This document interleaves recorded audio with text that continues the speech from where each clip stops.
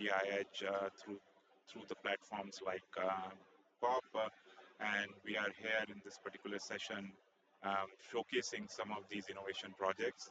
Um, I have here Mr. Hongbo, um, and who has come up with a very innovative idea for a project. Just to let you know that this project was ideated at the workshop in Shenzhen, which was organized in September. We also have here Mr. Babu, who has ideated his project from the first workshop of this year in India, which we held it at Bangalore in February this year. We also have Mr. Tunderman, um, who has come up with a very innovative project when we organized the workshop in Brazil. Um, I will not waste much time, and I would like to invite first Mr. Hongbo to give us presentation about this project. The idea is that in this session we will hear more about the initiatives, and then we probably get into, if time permits, into a round of question and answer. So, Mr. Hongbo, you have the floor.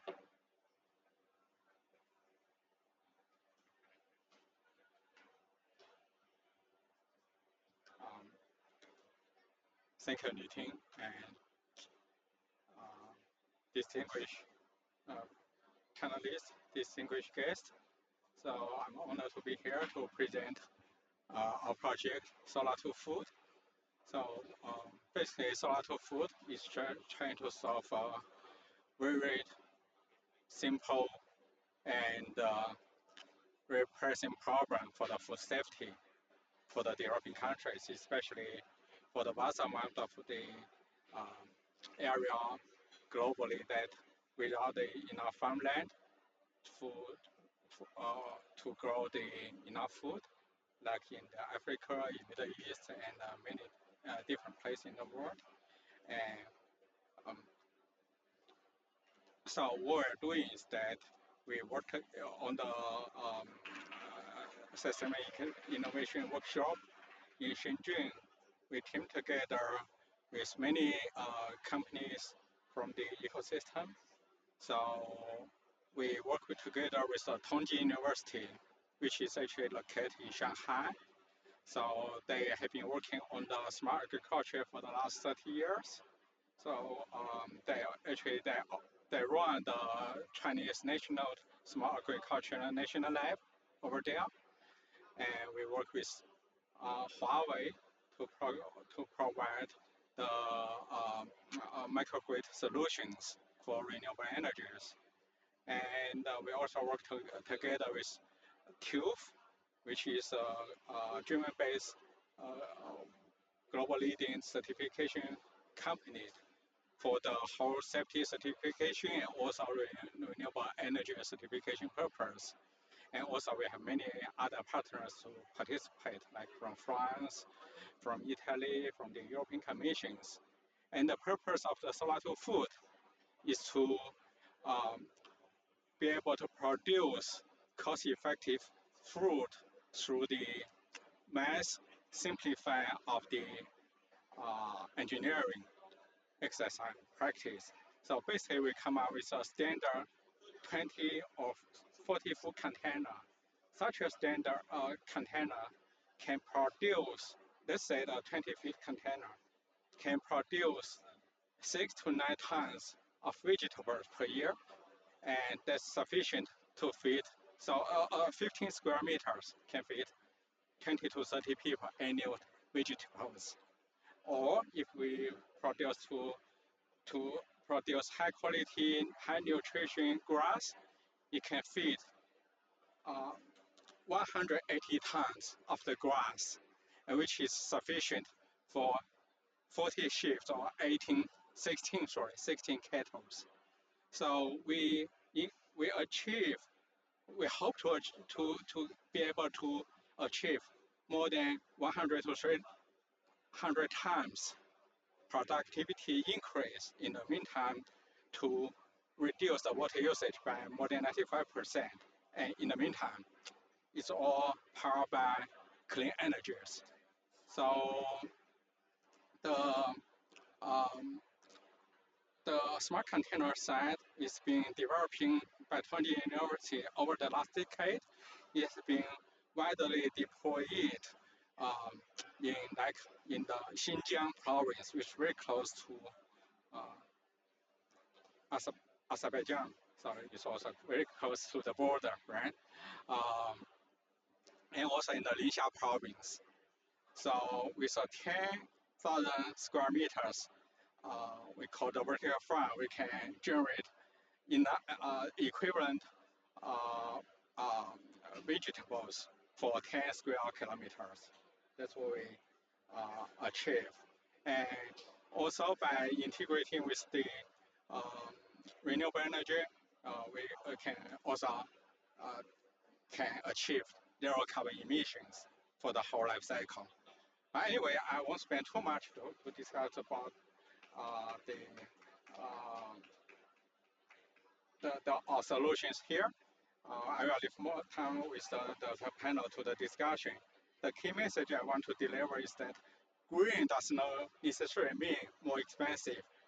It's cheaper, it's better, it's time to act. Thank you.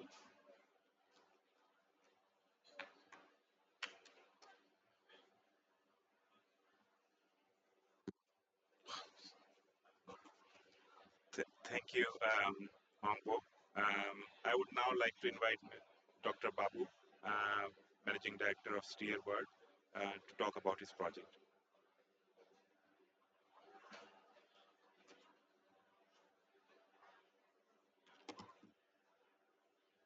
Good afternoon. I want to thank United Nations Climate Change Global Innovation Hub and the World Green Economy Organization for this opportunity.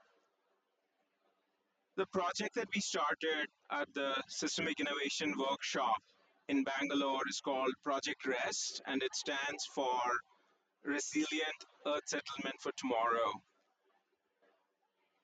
What will create a shelter or a settlement, which is a core human need that is resilient, that is climate resilient.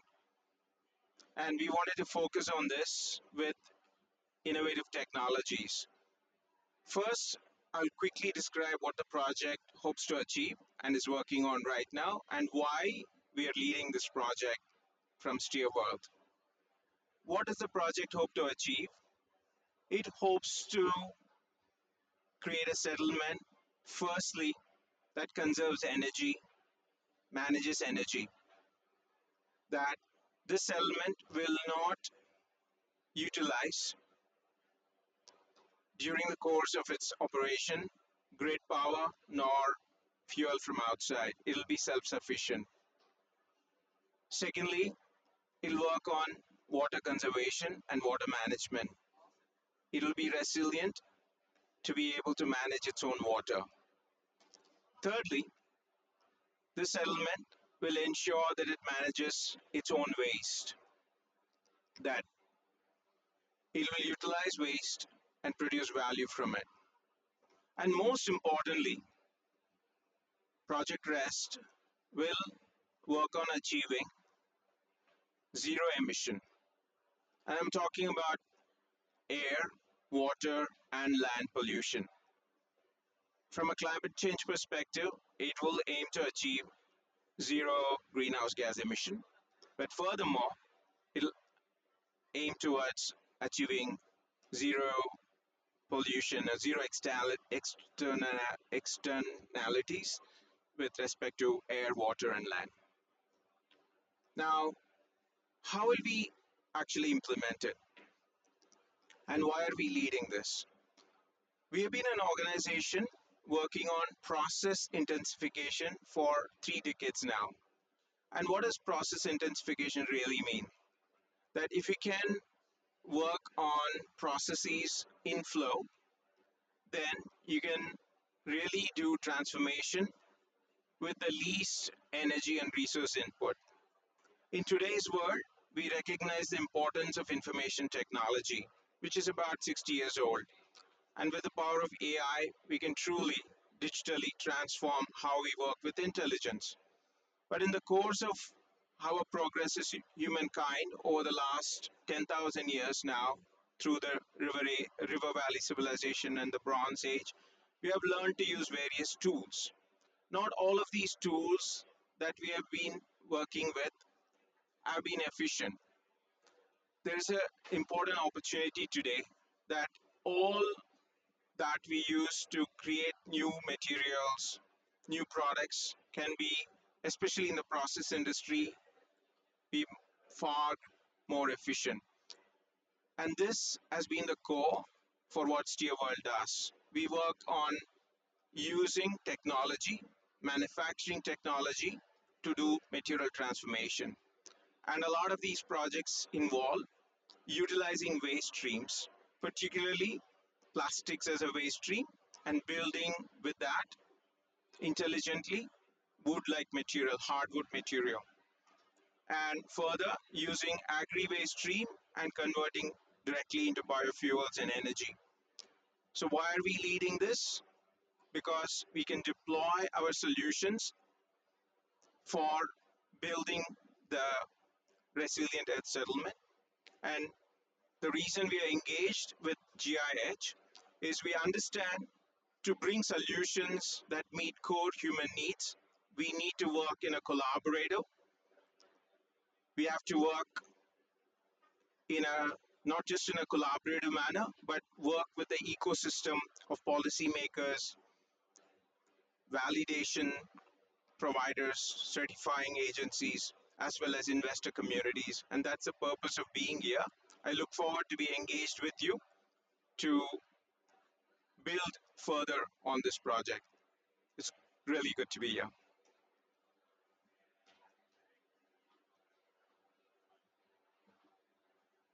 Thank you, Dr. Babu, for letting us know the initiative. I would now like to invite Mr. Helmut Pinderman, who is from the Melee Group, to talk about his project. Mr. Pinderman, you have the floor.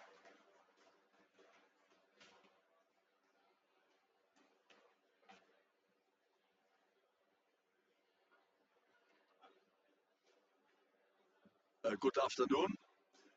First of all, thank you very much for the opportunity to present our mitigation project here.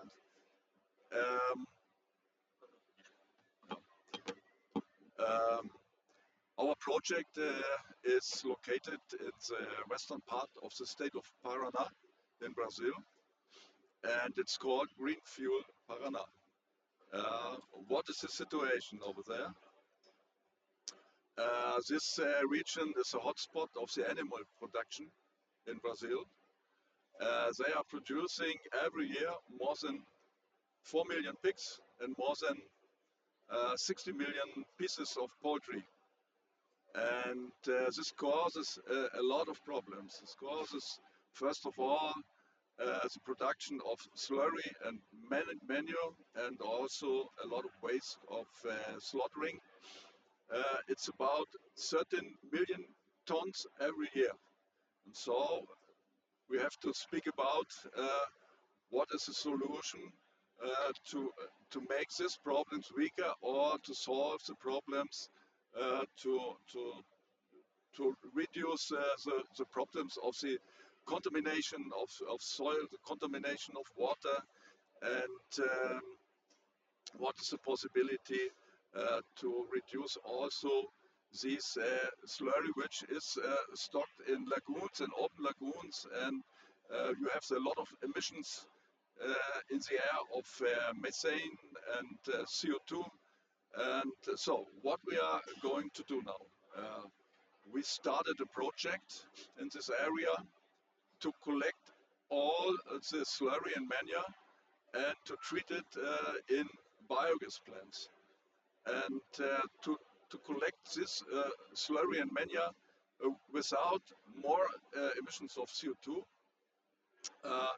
we started a project where we have for example, one biogas plant where are a lot of producers, up to 200 producers, are connected by pipelines directly, so that they can pump the slurry directly to the biogas plant, so that we can treat this this material and produce biogas. This project has at least 40 plants of biogas where we are producing biogas. So at least every year we are producing, or every hour we are producing 50,000 cubic meter of biogas. So it's a huge quantity. And what we are doing with this biogas, we are started to plan uh, a biomethane plant so that we are doing a purification of the biogas to biomethane and separating the CO2 and make in the liquefying plant.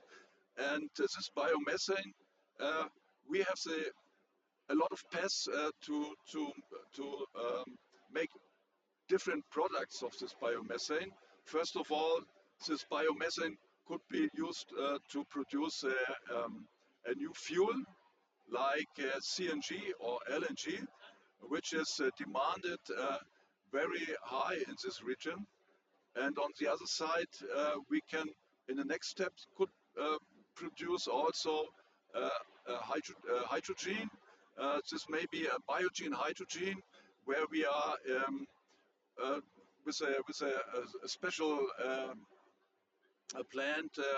We are collecting this biomethane in this plant and doing the production of like green methanol or for example, SIF has a lot of possibilities and opportunities to look at least at these possibilities, but we have to look also on the markets, how is the development on these markets.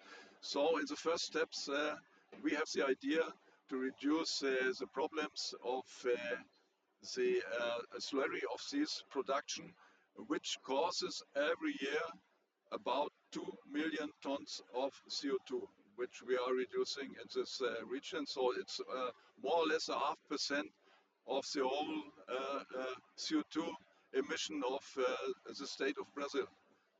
So this possibility to collect this slurry, where are more than 6,000 producers are connected in this project.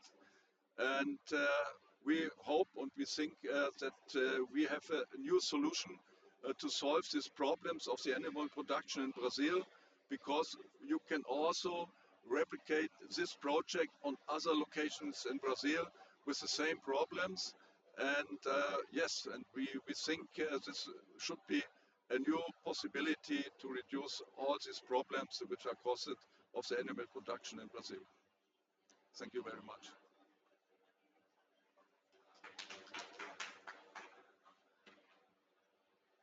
Thank you, Mr. Tunderman. I would now like to invite, since we have sufficient time, our speakers to come here on the stage so that we can get into a round of question and answer.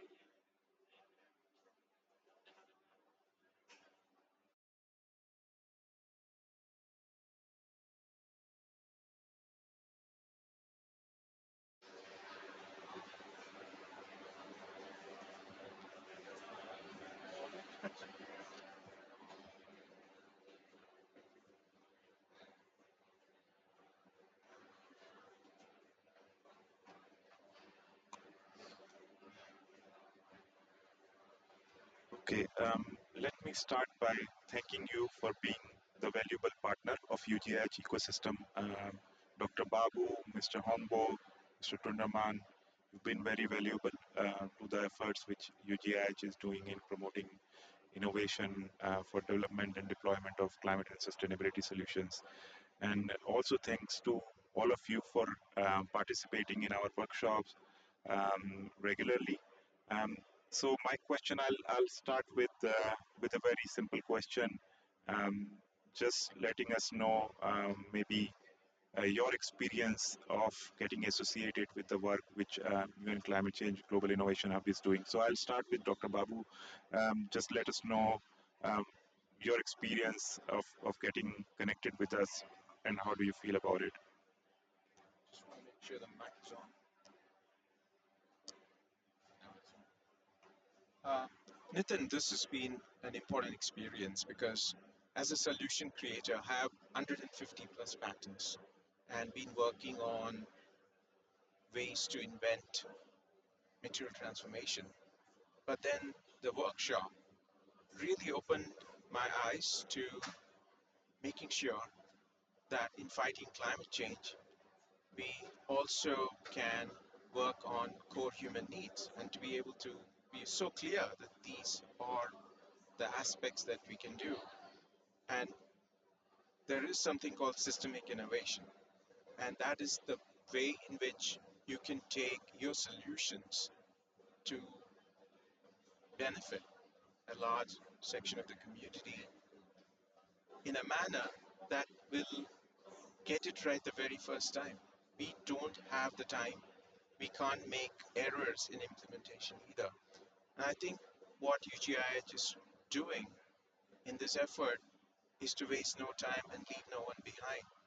And I believe I want to thank Guy the Earth Foundation that brought us to the workshop that allowed this insight and this community that can act together.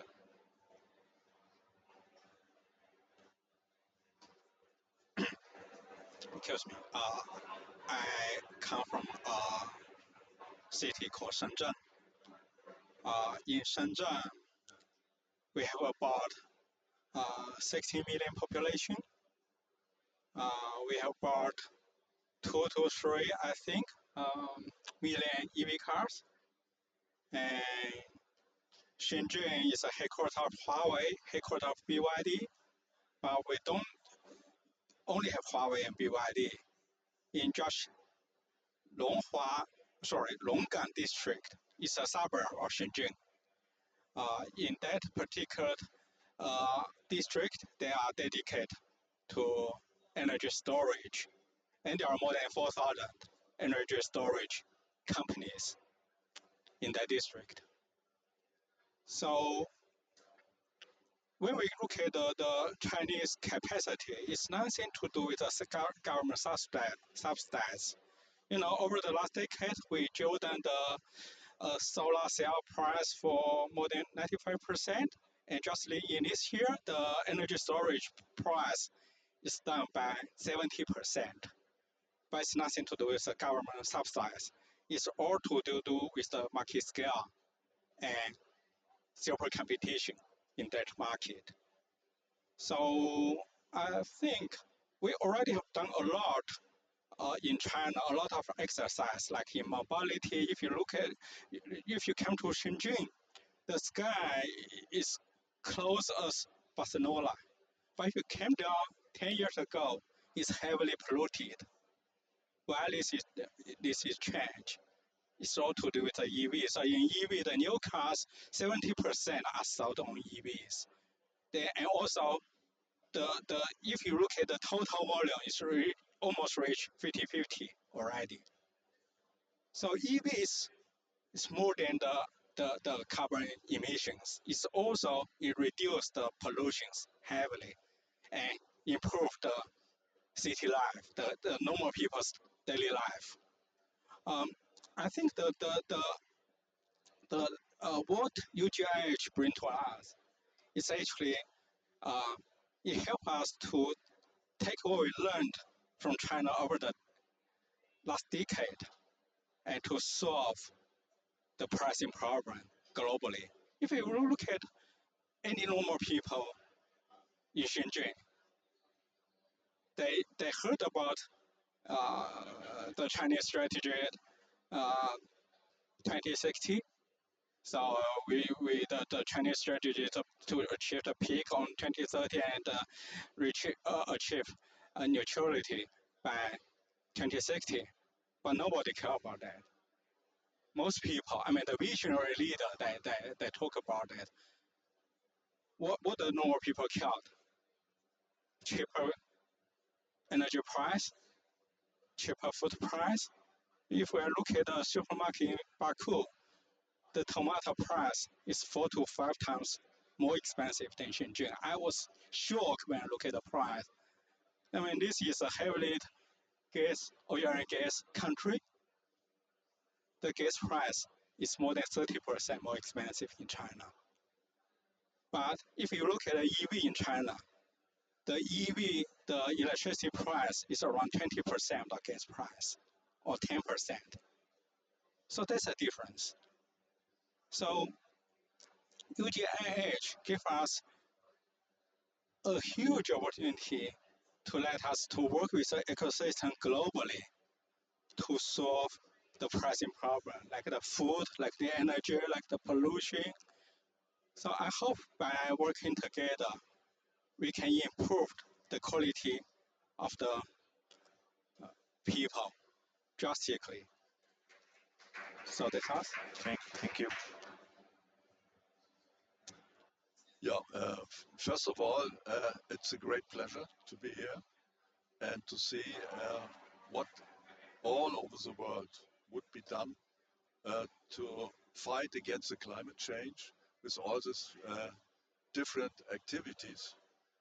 So normally you are very focused on your own projects and your own problems, but here you can see what difference and what kind of problems which we have to solve in the future.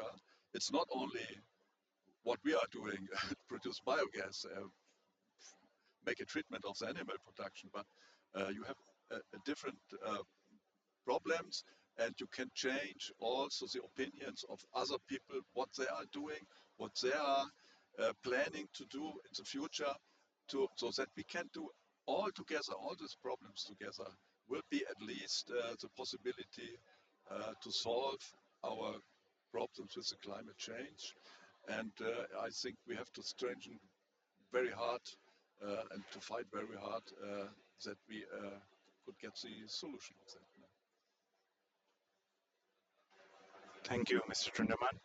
Um, I will now go for next round of questions, which again will be for three of you. Um, so, as we have been recognized that systemic innovation is essential to address the issue of climate change, and all of you are working in the space of innovation in your respective countries, in your respective organizations. I would like to start with Dr. Babu and asking this question, like, if you have to identify one single challenge that you have experienced in developing innovative solutions, if you would like to share that with us, it will be very nice. Thank you, Nathan. I think a lot of organizations which innovate do have a product, regardless of whether it's a good or a service, it's a product. And organizations that already are doing fit for purpose, for instance, there is already a mandate to ensure that deforestation is, controlled. And so we need replacement for wood. So that it is a known problem. We need material that behaves like wood. So you're not creating a new product. So the technology that will create wood-like material from sustainable sources, sustainable input, is fit for purpose. But then to take that innovation and commercialize it as a solution, one needs to have the right ecosystem built. And in my head, what GIH is doing with its program is to not let the innovation be looked at by the inventor, for instance, myself, in isolation. It's able to show how commercialization can happen, and like you're saying, in a much broader sense, and connect it beyond the domestic play itself in terms of a global play. The greatest challenge, Nitin, and I hope UGIH can help us in this manner, is as the product market fit matures, everybody, anybody is interested. But to be able to help validate the technology, to able to walk us through this path of maturity, I think, and funding it and so forth, and that is where the partnership that UGIH can create would be extremely valuable.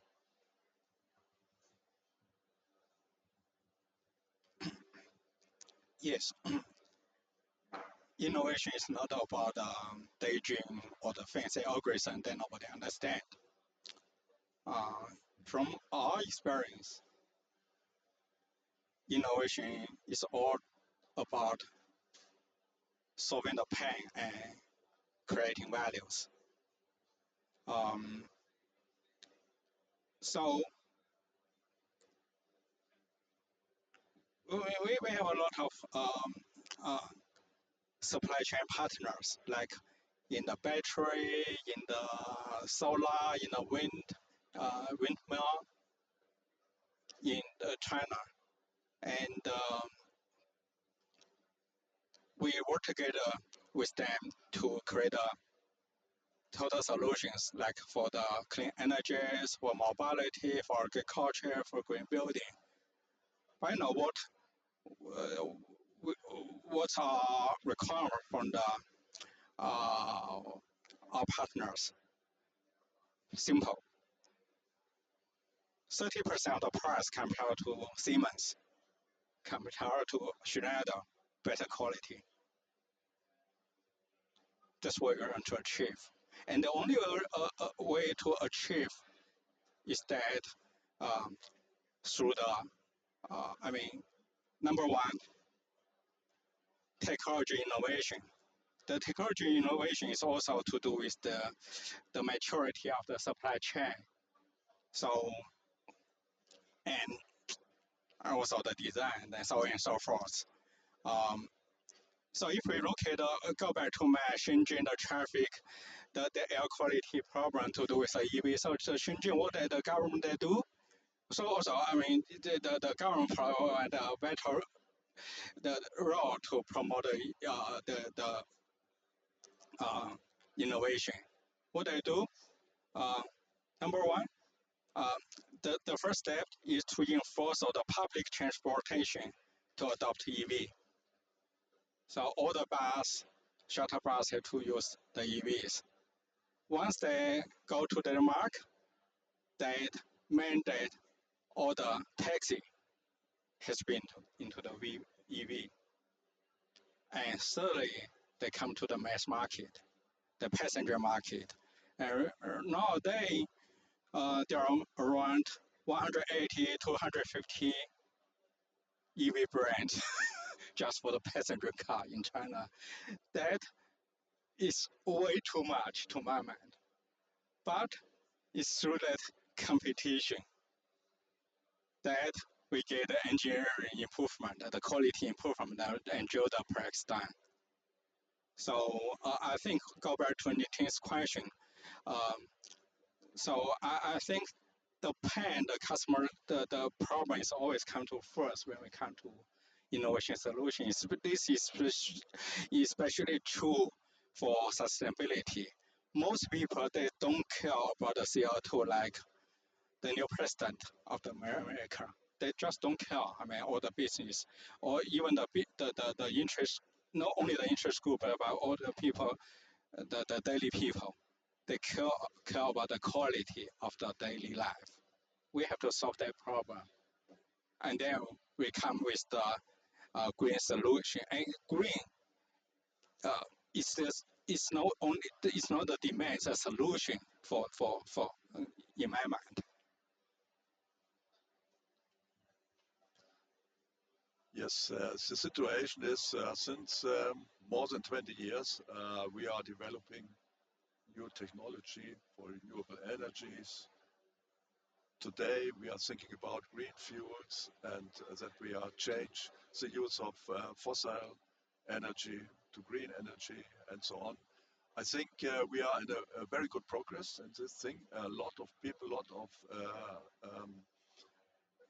institutes are developing new technology, innovation, and so on. But I think also for that we should have success with all our activities.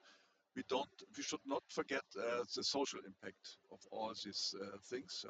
A lot of people have no connection to what we are here doing. They okay. They think about clear we have some problems. We are the consequences of the climate change. a lot of people have to have the consequences to wear, yeah, but they don't know where it comes. They have water in the houses, they have much rain, they have all other consequences. So I think in the future we should think about how we can these people uh, educate better to understand what is going on with that, yeah, and to bring them to the situation that their daily handlings about that is connected also to these problems we have. For example, they have not put the waste on the road, so or not pollution, make a pollution of water, and so on and so on. So I think we should think about more than in the future how we can integrate these people also in this whole process. Because when we this not are doing, and I'm living in Brazil as a German, and I see the problems also, not everywhere, but in a huge part of Brazil is it so that the people don't think about that. Say, okay, what happened. So we have to educate them what happens and to integrate them also in this process. Thank you. I completely agree that we need that. It's extremely important to educate people, train them. Also, aware that in inner development that we have been talking about in our sessions of UGIH and also in the workshops, I also agree with what Dr. Babu has said that it's important to have an ecosystem, the platform where we can bring all the relevant stakeholders together to connect them. And this is what we are doing through our platform of Systemic Innovation Workshop and the upcoming platform of digital platform on which we are working. I also like what Hongbo has said, that it's extremely important to understand the requirement of people, and because there are most challenges come from the fact that people are not, you don't understand their needs. So uh, all of what you have said, that makes a lot of sense. Um, I think we have very limited time, so I'll ask one last question. If you have any advice for us in UGIH, if you, because you have been attending all our events and you are a part of this ecosystem, if you have one suggestion which we can implement going next year as part of UGIH activities. So maybe I'll start with Dr. Babu. Just quickly, Nathan, I think we are here because we are committed to the long term, and sustainability is really about leaving the planet better for our future generations. So we are all committed. We're not stop people. We are here because we are really committed for a long term engagement. And that therefore we need to know how to engage with UGIH more effectively. That means, each month or each week we can make further progress with our projects. So we'd love to intensify our engagement. Uh, I just have a very simple hope, landing on the ground.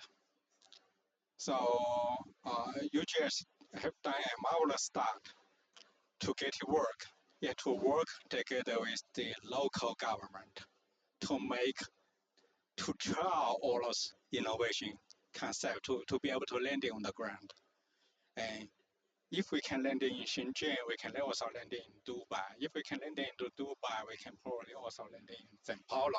And then we could create a global movement, a global impact together through the UGIH global networks. That's my suggestion. Yes, I would like to agree with Dr. Babu. As he said, we are looking for the future. And what is the future?